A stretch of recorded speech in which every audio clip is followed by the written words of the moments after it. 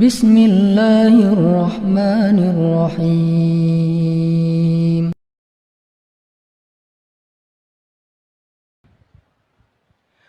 Assalamualaikum warahmatullahi wabarakatuh.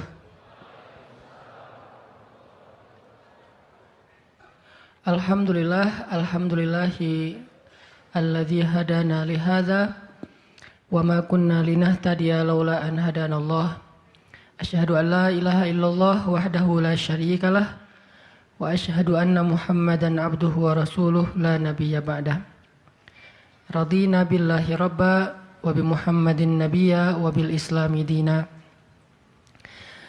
Teman-teman yang dirahmati Allah Subhanahu wa taala, kita malam ini bahas tentang keep happy. Gimana caranya biar kita selalu tenang menghadapi masalah? Biar tenang ketika kita tahu nilai kita kayaknya anjlok. Biar tenang pas kita tahu judul kita ditolak. Lamaran juga sama, di hari yang sama lagi tuh. Pagi judul ditolak, malam lamaran ditolak. Selama Allah nggak nolak kita kan masih aman nih.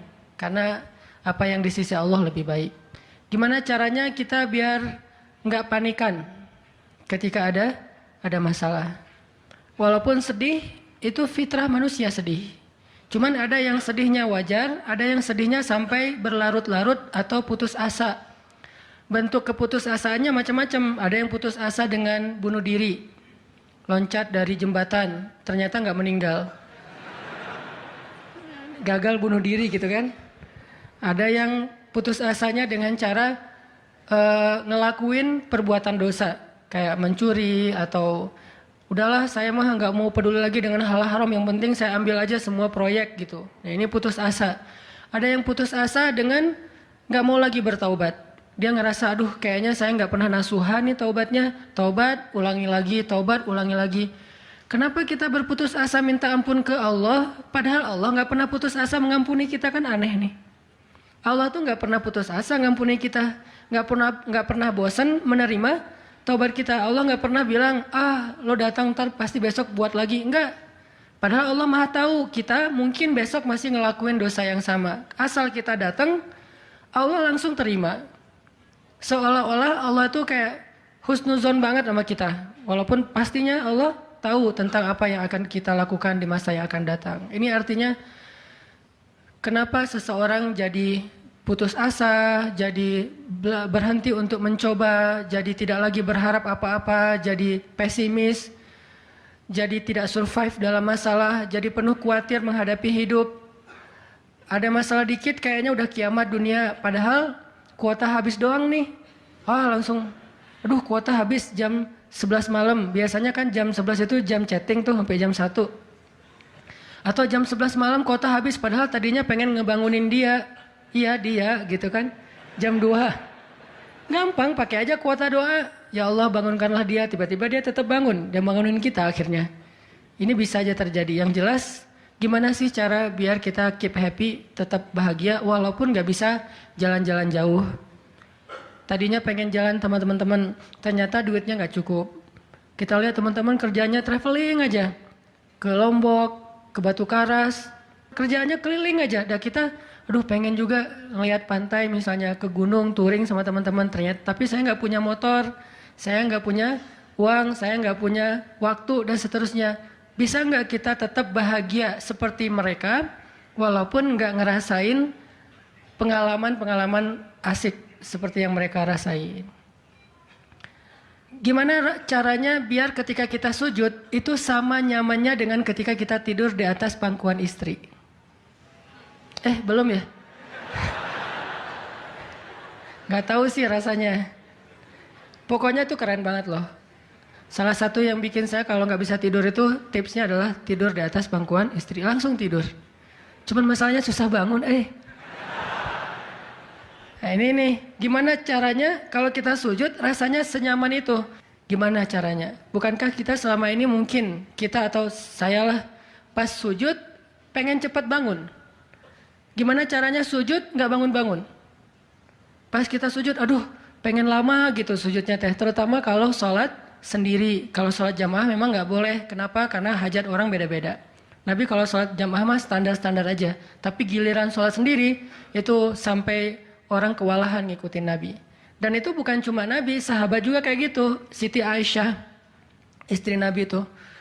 Siti Aisyah itu pernah sholat duha kurang lebih 4 jam. Itu cuma baca 1 ayat doang loh. Famanallahu alaina wa waqana adzabas samum. Dia baca sendiri, agak keras karena dia di dalam rumah sendiri. Lewat seorang sahabat lewatin rumah Aisyah mau ke pasar, mendengar oh Aisyah lagi sholat. Famanallahu alaina wa waqana adzabas samum. Nangis. Akhirnya sahabat ini pergi ke pasar. Dia belanja segala macam, balik lewat lagi rumah Aisyah. Setelah kurang lebih 2 jam, pas dia lewat lagi rumah Aisyah, dia masih mendengar Aisyah membaca kalimat Famanallahu alaina wa waqana adzabas samum. Nangis lagi. Jadi 1 rakaat dengan 1 ayat itu bisa 2 jam, 3 jam yang dilakukan oleh para sahabat. Kenapa kok betah banget? Sama kayak kita betah banget nonton film, betah banget dengerin musik kesukaan kita, diulang-ulang lagu yang sama kan ya. Mungkin 1 lagu itu durasinya sebutlah 2,5 menit, 2,5 menit. Tapi diulang-ulang bisa sampai setengah jam mendengar lagu yang sama. Bukan 1 album, 1 lagu. Kenapa kita betah? Nah gimana caranya kita juga dapat kebetahan kayak gitu ketika dengerin bacaan Al-Quran. Ketika kita membaca Al-Quran sendiri. Ketika kita sholat, sampai ada istri Nabi sholat sambil ngikat badannya di dinding. Jadi dia bikin tali ke dinding gitu, terus dia ikat badannya, sehingga kalau dia udah nggak kuat lagi dia bersandar dengan ikatan tali di badannya, saking lamanya berdiri sholat. Coba bayangin, berarti kan semalaman tuh. Kalau udah nggak kuat dia berdiri itu sambil badannya keikat di tali. Dan Nabi melihat itu menangis karena melihat kesungguh-sungguhan para sahabat dan sahabiat dalam beribadah kepada Allah. Dan itu bukan paksaan siapapun. Nabi nggak pernah maksa kayak gitu. Mereka sendiri berinisiatif. Jadi tutorialnya dibikin sendiri gitu. Duh, saya sholat kalau malam-malam kayak gini jadi agak nggak kuat. Atau saya lagi sakit nih, lagi lemes nih, lagi kurang makan. Ya udah deh, agar tetap bisa berdiri, dia ikat tali, dia ikat ke badannya, terus berdirinya kayak orang-orang setengah sadar gitu. Nah ini menunjukkan ada kenikmatan yang luar biasa yang mereka dapetin ketika mereka dekat dengan Allah Subhanahu wa taala. Gimana sih caranya biar kita bisa kayak gitu? Gimana caranya kita entertain kita itu adalah zikrullah. Boleh-boleh aja kita entertainnya nonton film, dengerin musik-musik yang positif.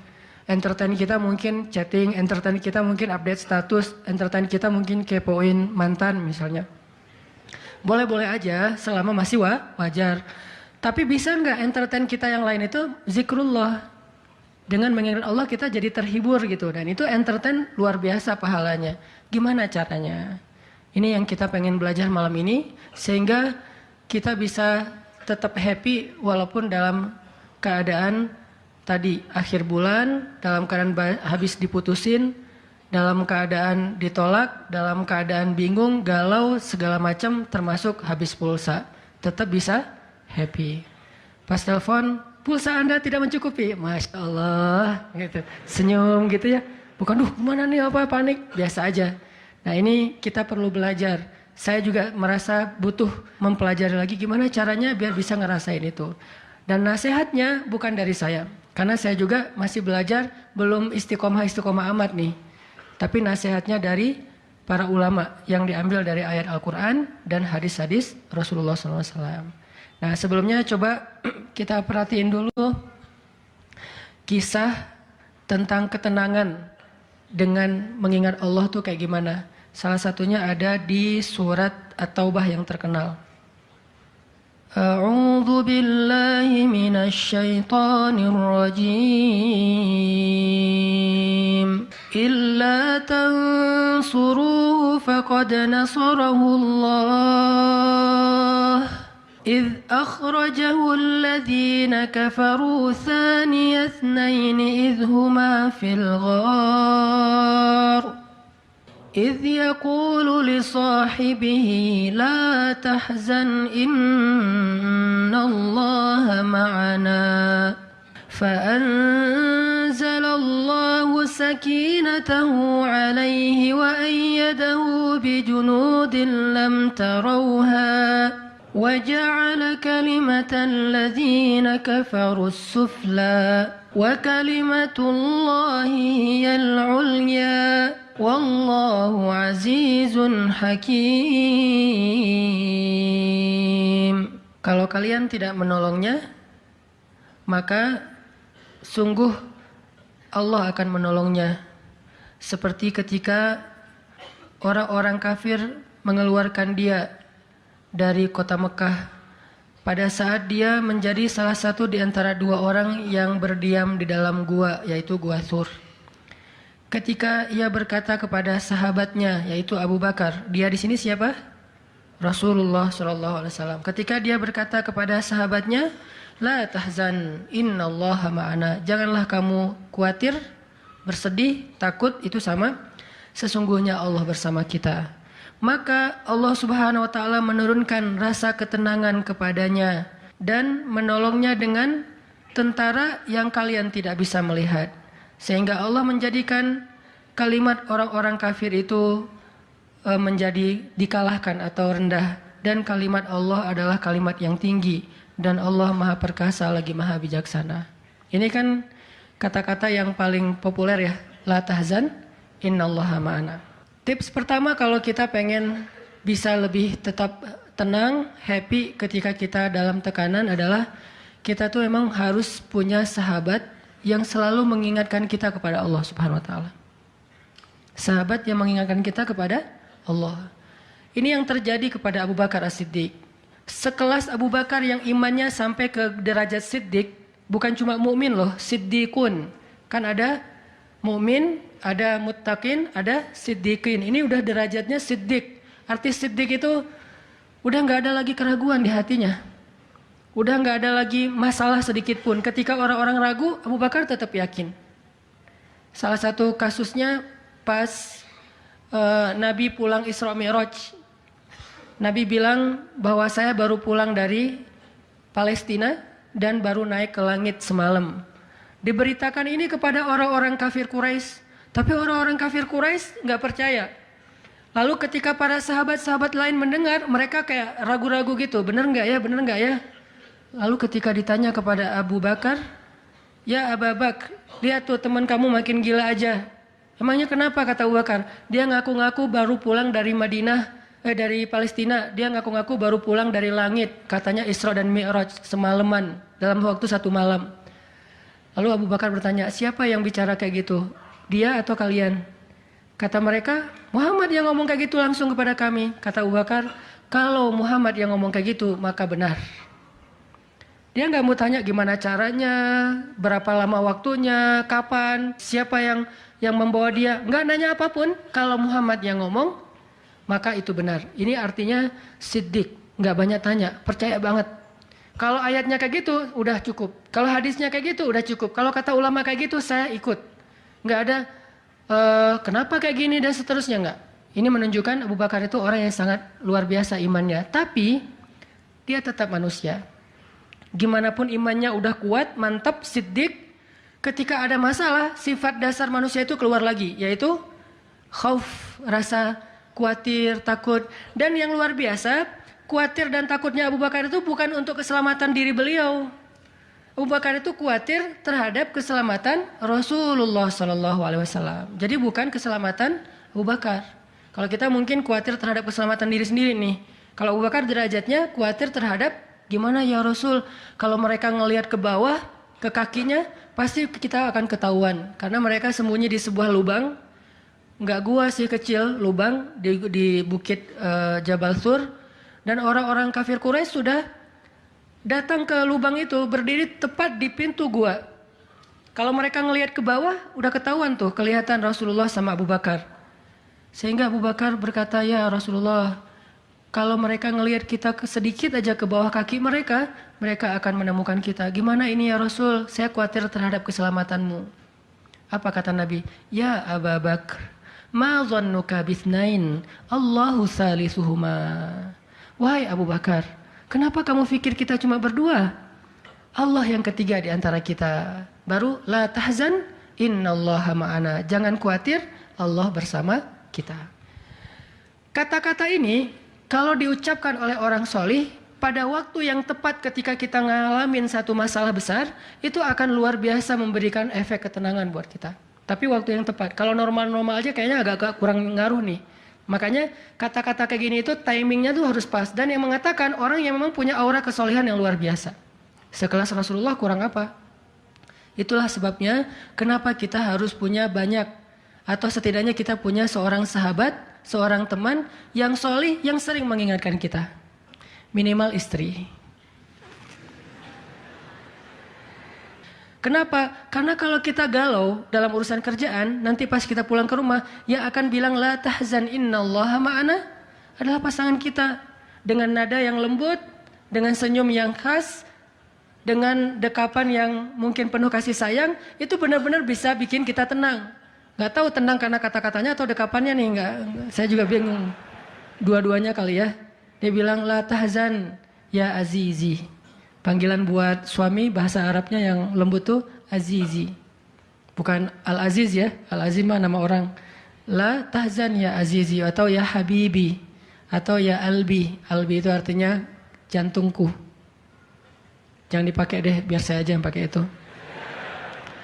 La tahzan. Jadi misalnya kayak suami galau tentang kerjaan. Mah, papa lagi galau nih. Kenapa, Pak? Di kantor itu kemarin kita ada tawaran proyek. Cuman proyeknya kayaknya cara untuk ngedapetin proyek itu cara-caranya tuh agak-agak kurang baik gitu. Ada suap segala macam. Tapi itu proyeknya untung besar loh, Mah. Nah kalau kita nggak suap, kita nggak akan dapat proyek itu. Ini gimana nih, Mah? Diambil nggak? Kan galau nih, udah istikharah belum mantap nih hatinya. Istrinya yang bilang, Papa, Allah yang kasih kita rezeki. Kalau Papa ninggalin sesuatu karena Allah, Allah akan ganti dengan yang lebih baik. Pasti dari booster ya, Mah. Nyontek gitu ya. Nah, kalau dia ngomong kayak gitu kan jadi mantep nih. Kayak saya juga pernah ngerasain lagi kayak sedih gitu, lagi galau karena satu urusan. Istri mengatakan, udah serahin aja sama Allah. Kan jadi mantap kan hatinya. Hal-hal yang kayak gini nih. Kalau belum punya pasangan, temen.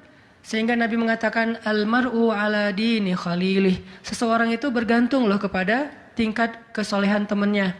Kalau temennya soleh, insya Allah dia akan terjaga oleh teman itu ketika dinasihati, diingatkan. Saya aja ngerasa banget yang kayak gitu.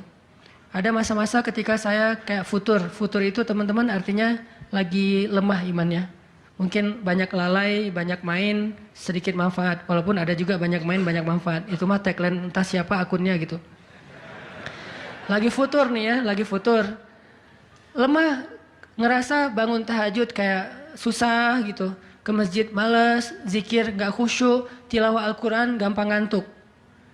Jalan sama seorang teman saya yang dia bukan ustadz sama sekali. Bahkan dia ngakunya belajar ke saya. Gak tahu benar apa enggak. Yang sejatinya mungkin saya belajar ke dia. Lagi jalan, setelin tilawah Al-Quran. Yang baca saya lagi tuh. CD tilawah Al-Quran saya. Saya kan gak pernah mendengar CD sendiri. Pas diputerin itu siapa? Lah itu ustadz. Oh ya. Baca surat Al-Mulk. Tabarakalladzi biyadihil mulku wa huwa ala kulli syai'in qadir. Pas sampai di ayat-ayat tentang Jahannam, tentang neraka, tentang apa, walaqad zayyana sama ad-dunya bimasabih dan seterusnya, dia nangis. Dia nyetir nih, dia nangis. Saya ketika ngelihat dia nangis, saya dapat hidayah. Jadi saya dapat hidayah bukan hanya dengan mendengar bacaan itu, tetapi karena dikondisikan oleh seorang teman, saya ngerasa, duh, Masya Allah ya, dia yang dengerin bacaan saya bisa nangis. Saya dengerin diri saya sendiri, nggak nangis. Kan ada masalah nih. Akhirnya saya jadi insaf. Insaf itu kemudian istighfar, astagfirullah, Allah saya kayak ada masalah nih. Mulai belajar dari dia, Pak, gimana sih kok bisa kayak gitu? Ustadz kan lebih tahu ilmunya mungkin, tapi kalau pengalamannya Bapak pasti lebih tahu. Rahasianya apa? Ternyata rahasianya emang dia orang yang nggak pernah dengar yang lain selain mendengar bacaan Al-Quran. Jadi buat dia bacaan Al-Quran itu benar-benar entertain buat dia. Oh berarti kita harus lebih banyakin lagi dengerin Al-Quran. Kalau kita dengar musik sekali berarti dengar Qurannya 3 kali harusnya. Baru masih agak-agak proporsional nih. Sehingga gampang kesentuh. Hatinya itu mudah. Tapi pelajarannya tetap teman yang ngebawa kita kepada sesuatu. Ternyata triknya pertama, mengingat Allah itu kan bukan cuma menyebutkan Allah, Allah, Allah. Tapi ketika kita sedang dalam keadaan bingung, khawatir, galau, sedih, tertekan, panik, tiba-tiba teman kita mengingatkan kita kepada Allah dengan bahasa yang sederhana. Kalau bahasa sederhananya Al-Quran, la tahzan, innallaha ma'ana. Dan itu boleh diterjemahin ke bahasa yang lebih sederhana versi kita. Karena itu bahasa Al-Quran yang mungkin buat sebagian orang nggak dapat nih, karena mungkin nggak paham bahasa Arab. Jadi kalau teman kita lagi sedih jangan bilang, la tahzan dong, innallaha ma'ana. Apaan tuh lu baca Quran gitu ya? Nggak ngerti kan dia? Kita bisa terjemahin, udah tenang aja, Allah yang bantu. Tenang aja, Allah yang beresin. Tenang aja, serahin aja kepada Allah. Allah itu sebaik-baik kita nyerahin sesuatu. Ngomong kayak gitu tuh kena. Kalau timingnya pas kita lagi ngalamin satu masalah. Terutama masalah-masalah kayak masalah rezeki itu paling bikin kita sering panik, kehilangan sesuatu, ditipu orang, segala macam. Kita bilang, udah nggak apa-apa, nanti Allah ganti yang dengan yang lebih baik. Allah yang ganti gitu. Allah yang ganti. Tenang tuh jadinya. Karena kita sedang mengetuk kembali imannya di saat dia sedang butuh-butuhnya iman itu. Dan itu butuh teman yang bisa mengingatkan kita. Sehingga Nabi bilang, ciri-ciri teman yang baik itu adalah kalau kita ketemu dia bikin kita sering ingat Allah. Dia bikin kita sering ingat Allah. Coba teman-teman renungkan nih, coba dihitung-hitung. Kita kalau ketemu teman ngomongin dunia berapa sering? Terus ngomongin Allah berapa sering? Kan jarang banget kita ketemu teman ngomongin tentang Allah kan? Dan kayaknya nggak tahu juga bahannya mau ngomongin apa tentang Allah. Kita ngomongin tentang Allah yuk. Ngomongin tentang Allah, apaan tuh? Kan bingung dia tuh. Maksud lo qul huwallahu ahad gitu. Atau ayat kursi. Berarti kita belum terbiasa bicara tentang Allah. Nah ini yang harus kita coba latih pelan-pelan nih. Kita lihai banget nih. Bisa smooth banget masuk ke tema tentang dunia.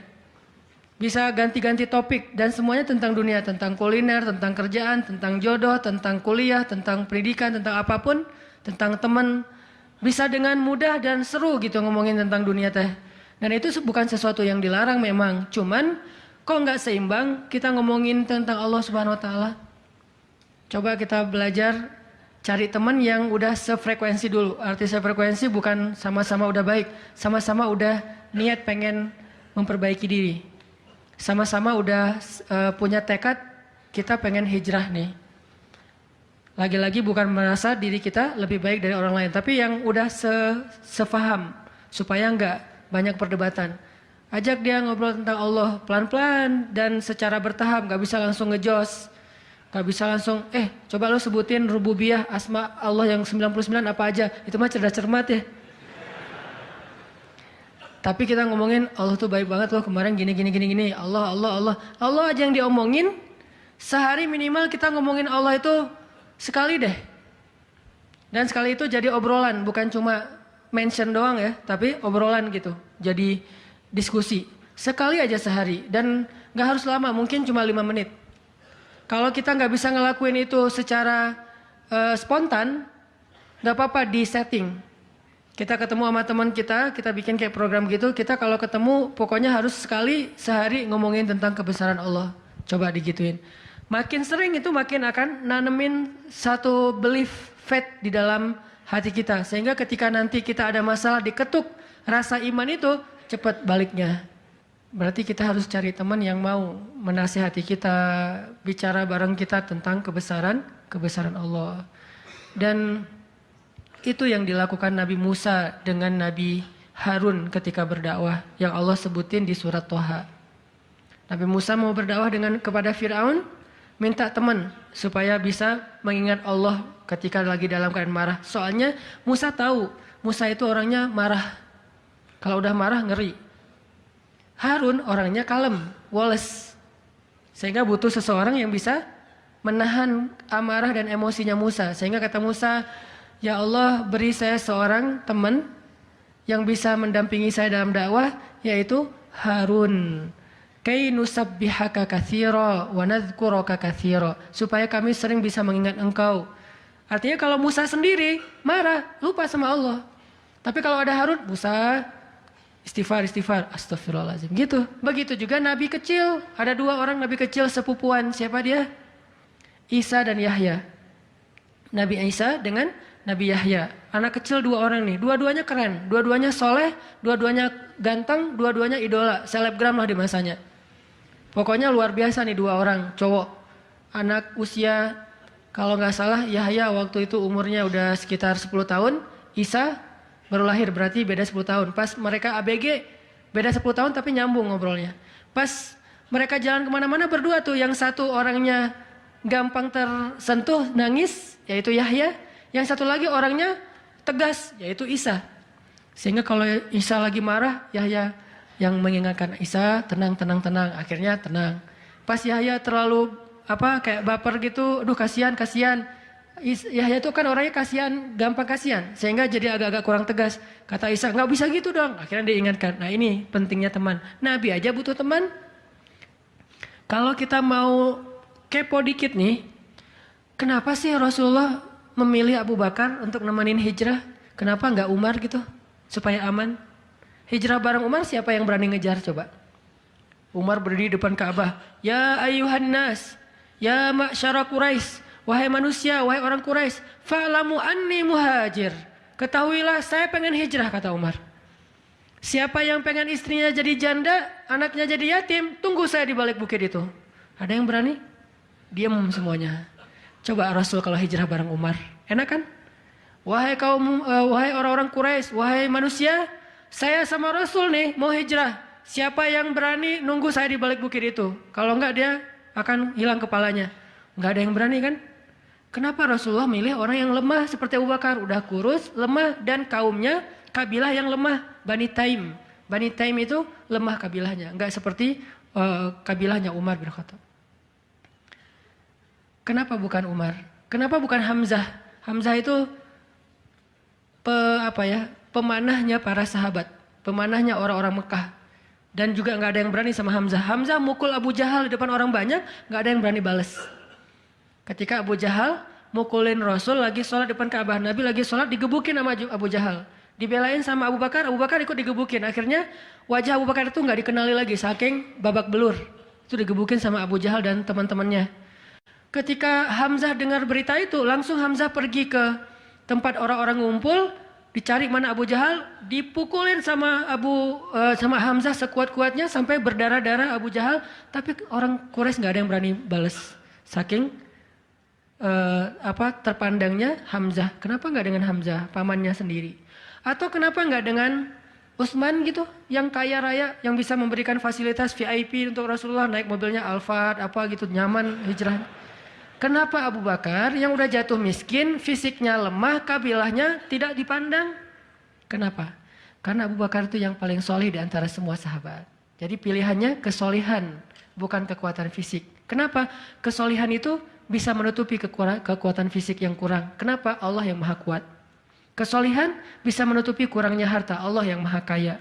Kesolihan bisa menutupi kekurangan dari dukungan kabilah. Allah lebih banyak lagi dukungan dari langit dan bumi. Yang dicari oleh Rasulullah itu adalah teman yang soleh. Ya Abu Bakar, temani saya hijrah. Siap ya Rasulullah. Hasilnya apa? Dikejar-kejar sama orang Quraisy karena mereka nggak takut dengan Abu Bakar. Tapi ketika mereka mau ketemu dengan Rasulullah dan Abu Bakar di dalam gua, Allah palingkan wajah mereka dari melihat ke bawah kaki mereka. Allah punya banyak cara. Ada ulama yang bilang bukan cuma dipalingkan, tapi tiba-tiba merpati bikin sarang di situ laba-laba, walaupun ada perdebatan di antara ulama ini hadisnya sahih atau enggak. Yang jelas, yang pasti nih, Allah melindungi mereka dengan banyak cara sehingga nggak bisa ditangkap. Allah yang bertindak. Jadi butuh teman yang soleh. Walaupun nanti kenyataannya teman yang soleh ini malah ditenangkan oleh Rasulullah, bukan Rasulullah ditenangkan oleh dia gitu. Kan nyari teman yang soleh biar bisa menenangkan nih. Ternyata pas ada masalah, Rasul gimana? La tahzan, innallaha ma'ana, tenang, udah beres. Bisa nggak kita coba latihan ini? Kalau kita berteman dengan seseorang, niat kita pengen saling mengingatkan. Wa tawasau bil haq, yaitu mengingatkan tentang Allah. Wa tawasau bis shawab, Itu kayak gitu tuh ayatnya. Pertama hak dulu, kedua sabar. Kalau nasihatnya udah benar, insya Allah sabar. Jadi kalau kita pengen menasihati teman kita atau dinasihati oleh teman kita supaya lebih kuat, bisa tough, bisa survive dalam masalah, minta dia menasihati kita al-haq. Dan siapa al-haq? Allah Subhanahu wa taala. Wa tawassaw bil haq artinya saling menasihati dengan nama Allah. Udah serahin aja sama Allah. Allah itu maha ini sebutin dengan bahasa sederhana. Langsung sabar jadinya. Langsung lebih kuat, lebih tenang. Itu yang pertama teman-teman. Kita sering berteman dengan orang yang insya Allah dia yakin sama Allah lebih kuat daripada kita. Imannya lebih mantap daripada kita. Yang kedua, gimana caranya biar kalau kita menyebut nama Allah, kalau kita sholat, kalau kita berzikir itu jadi lebih tenang gitu, lebih happy. Karena sebetulnya orang mukmin itu bahagianya itu ada di dalam hati. Kalau bahasa Ibnu Taimiyah, surgaku itu di sini. Surga orang mukmin itu di hati. Surga kita itu bukan rumah, surga kita itu bukan mobil, surga kita itu bukan pekerjaan, surga kita itu bukan tempat jalan-jalan, tapi semua itu kebaikan, kesenangan. Cuman surga kita ada di sini. Dan ini kita bawa kemana-mana. Jadi nggak susah menemukan surga teh. Aduh, bete nih kenapa nggak bisa jalan? Bete nih kenapa nggak bisa nonton? Bete nih kenapa nggak bisa nyaman di rumah? Bete nih kenapa? Gampang bete karena surga kita bertempat di sesuatu tempat yang sulit untuk kita jangkau. Harusnya itu jadi hiburan buat kita, bukan surga. Sedangkan surga memang adanya di hati. Ada masalah, Allah lebih kuasa, makhluk tidak kuasa. Ada masalah, kita bilang Allah maha besar, masalah saya kecil dibandingkan Allah. Kalau dibandingkan kita mungkin kita lebih kecil daripada masalah. Tapi dibandingkan Allah kita, Allah lebih besar. Allahu Akbar. Kita belajar Allah yang maha memelihara. Kita kan dipelihara Allah, terus ngapain kita khawatir? Kalau gitu gak usah ikhtiar, Ustaz. Ikhtiar, tapi jangan libatkan hati. Ikhtiar itu pakai tangan, pakai kaki, pakai tenaga fisik. Hati gak perlu berikhtiar. Hati itu bertawakal. Fisik kita berikhtiar, hati kita bertawakal. Jangan sampai hati kita ikut ikhtiar, nih bahaya nih. Kalau hati kita ikut ikhtiar, berarti kita lebih percaya kepada makhluk daripada Allah. Nanti akan mentok, kalau udah mentok putus asa, itu penyebabnya. Gara-gara hatinya baper dengan ikhtiar. Ketika jalan-jalan ikhtiar itu tertutup, hati kita jadi give up. Nyerah aja deh. Sedangkan kalau hati kita nggak ikhtiar, dia cuma tawakal. Jalan tertutup, dia masih bilang, Allah maha kuasa. Ala kulli syai'in qadir. Segala sesuatu Allah maha bisa. Nggak mungkin nggak bisa. Tetap. Makanya jangan ikhtiar pakai hati. Ikhtiar pakai tenaga. Hati tawakal babnya. Sehingga tawakal itu amal hati. Ikhtiar itu amal fisik. Kan dalam Islam itu ada amal batin, ada amal zahir ya. Amal batin hati. Amal zahir fisik kita. Ikhtiar amal zahir. Jangan dicampur dengan amal batin. Coba teman-teman buka deh surat Hud, surat 11. Kalau ragu tentang rezeki baca nih ayat nih. Surat 11, surat Hud ayat 6. Wa ma min dabbatin fil ardi illa 'ala Allahi rizquha wa ya'lamu mustaqarraha wa mustawda'aha. Kullun fi kitabim mubin. Tidak ada satu hewan melata pun di muka bumi kecuali Allah menjamin rizkinya. Ini amalan hati nih. Ini ayat untuk menguatkan hati kita, bukan menguatkan fisik. Tapi biasanya hati kalau udah kuat, fisik kebawa. Kan kata Nabi kalau hatinya baik, yang lain ikut baik. Kalau hatinya buruk, yang lain ikut buruk. Jadi kalau hatinya udah give up, pasti fisiknya jadi lemah. Kalau hatinya tough dan masih punya belief ke Allah, masih punya harapan, maka fisiknya juga akan kuat. Wa ma min dabbatin fil ardi illa 'ala Allahi rizquha wa ya'lamu mustaqarraha wa mustawda'aha. Allah tahu di mana rezeki kita disimpan. Allah tahu kemana kita akan membelanjakan rezeki itu. Semuanya tertulis di dalam kitab yang jelas. Allah yang tahu. Allah yang menjamin. Nggak ada yang nggak dijamin rezekinya. Makanya saya pernah cerita tuh dulu. di mall sebelah. Saya sama istri habis kajian di sini atau sebelum kajian di sini sebelum maghrib sempat mau belanja dulu, belanja di supermarketnya di bawah, lantai bawah. Dari lobi kita mau ke bawah itu cari eskalator kan ya, belok kanan cari eskalator. Ternyata salah ngambil jalan. Kita habis belok kanan langsung belok kiri. Harusnya kalau belok kanan lagi sekali lagi langsung eskalator turun tuh. Pas karena kita belok kiri, akhirnya kita muter. Gara-gara muter, ngelewatlah sebuah stand baju kaos yang lagi diskon. Wih, diskon 50%. Akhirnya saya sama istri masuk. Ternyata lucu-lucu juga buat anak gitu. Alhamdulillah akhirnya kita beli 2 helai. Baru setelah itu kita jalan lagi, cuma beberapa meter, masuk eskalator turun. Siapa yang telah menggerakkan kaki saya sampai salah jalan? Sehingga saya harus muter. Dan akhirnya masuk ke stand itu. Alallahi rizquha. Allah yang menjamin rezeki. Kayak gitu cara Allah menskenariokan. Kalau saya ngambil jalan kanan, mungkin saya nggak akan masuk ke toko itu. Berhubung saya ngambil jalan kiri, akhirnya muter, masuklah ke toko itu. Allah punya banyak cara. Kenapa kita khawatir dengan stand orang lain yang mungkin lebih dekat ke pintu, lebih dekat kepada stage yang di tengah kalau bikin event segala macam. Kenapa? Kita udah ikhtiar dapatnya cuma ini. Kayak lagi ada event, kayak festival gitu, kayak ada bazar, kita punya banyak stand. Stand kuliner kita paling pojok, dekat toilet. Stand kuliner teman-teman kita tuh paling depan. Dan di situ stage banyak acara tausiah segala macam. Kayaknya di situ lebih laku. Belum tentu juga.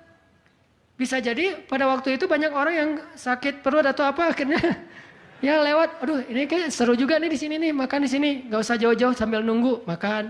Allah yang punya cara. Saya kan pernah cerita kesasar sampai ke Cirebon. Kenapa kesasar? Ada suatu hari Minggu kayak lagu. Satu hari Minggu nih. Bingung kita pengen keluar sama keluarga sama anak-anak. Kita keluar yuk. Saya bilang ke anak-anak, "Hayo," kata anak-anak. "Kemana?" Ke Kota Baru aja. Di situ kan ada jam matahari tuh. Kita lihat jam matahari. Hayu naik mobil masuk tol nih. Pas sudah masuk tol Paster, berubah pikiran. Terlalu dekat nggak berasa liburan ya. Ya, terus mau kemana? Ke Jakarta aja yuk, ke Ancol. Ada pantainya. Ayo ke Dufan. Jalan. Akhirnya nggak jadi belok pada larang, lurus. Niatnya ke Ancol. Sebelum Cikampek berubah lagi pikiran. Ancol mah pantainya gitu-gitu aja ya, udah pernah ya. Terus gimana dong, cari pantai baru deh yang di daerah Indramayu, Cirebon gitu. Siapa tahu ada yang lebih bagus yang masih virgin. Boleh, keluarlah Cikampek. Waktu itu belum ada tol Cipali ya, keluar Cikampek. Akhirnya nyisir Subang, Indramayu, nggak dapat pantai yang kita nyaman nih. Berhenti sebentar, nggak nyaman ini banyak sampah. Akhirnya jalan lagi sampai dari pagi keluar asar makan empal gentong di Cirebon. Siapa yang mendatangkan saya ke warung empal gentong itu? Pas kita masuk, orangnya bahagia banget gitu.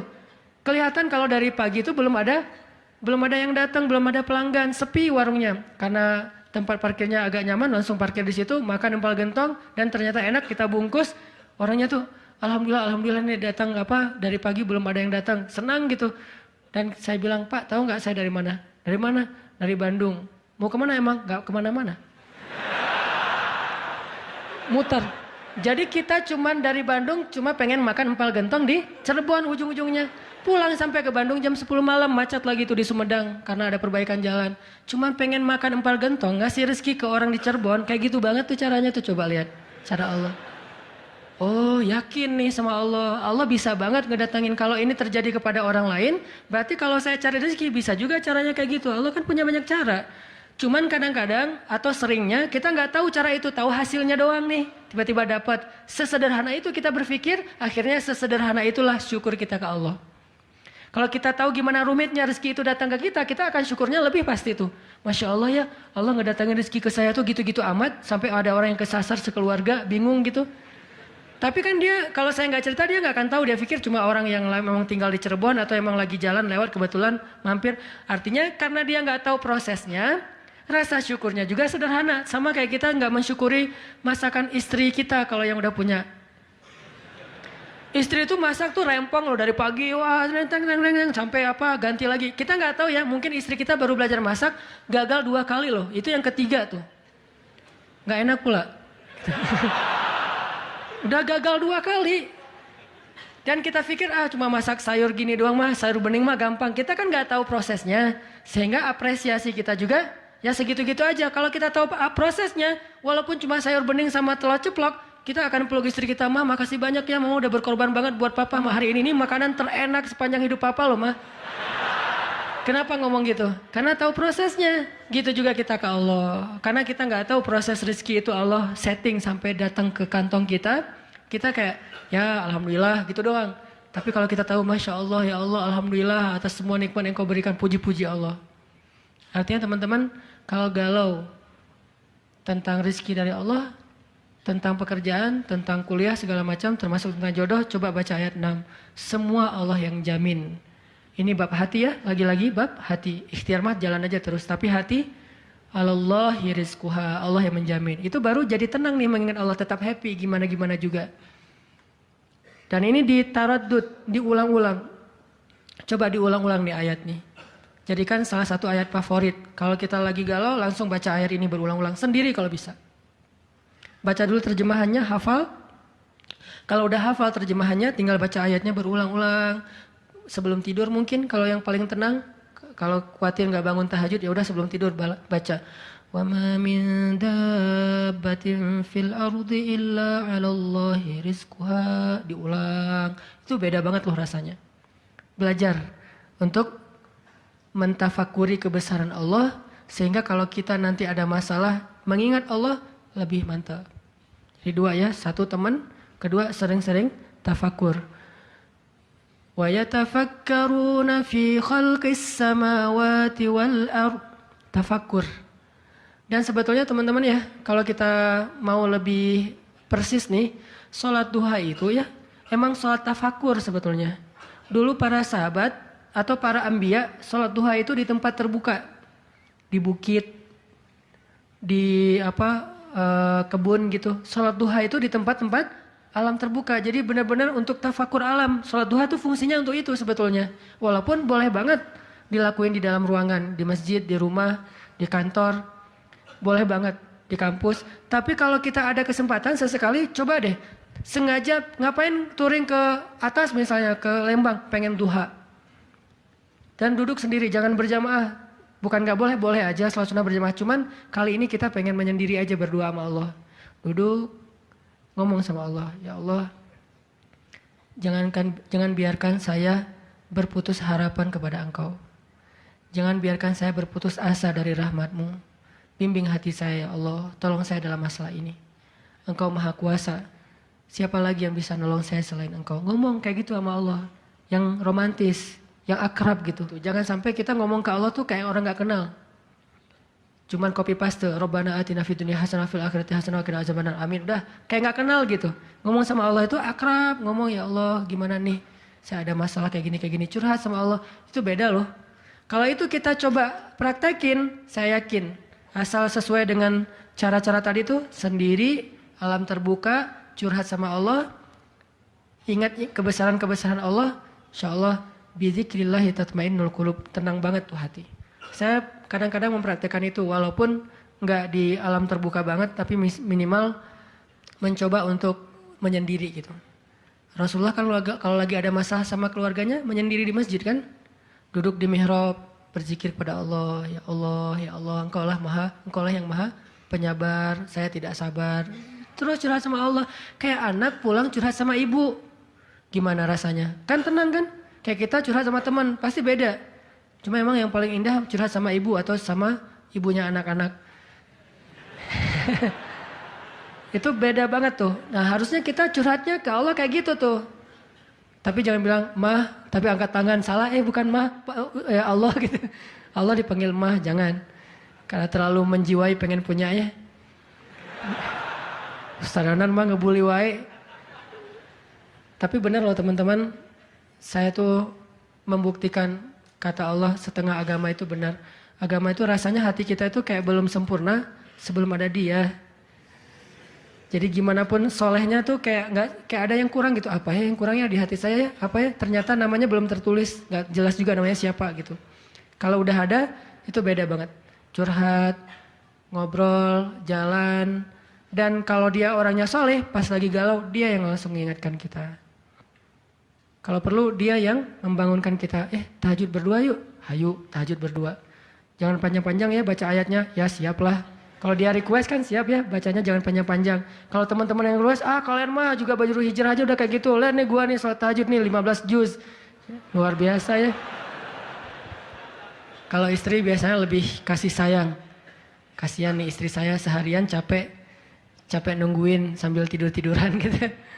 Nonton TV gitu, capek dia, kasihan seharian nonton TV teh. Itu teman-teman, mudah-mudahan kita bisa ngambil 2 trik tadi cara biar lebih tenang, happy. Kalau mengingat Allah, satu, memang butuh teman yang mengingatkan kita, bukan kita ingat sendiri. Yang kedua, banyak-banyak membaca, mentafakuri, mikirin tentang Allah itu emang maha kuasa. Salah satu materinya surat Hud ayat 6 tadi tuh.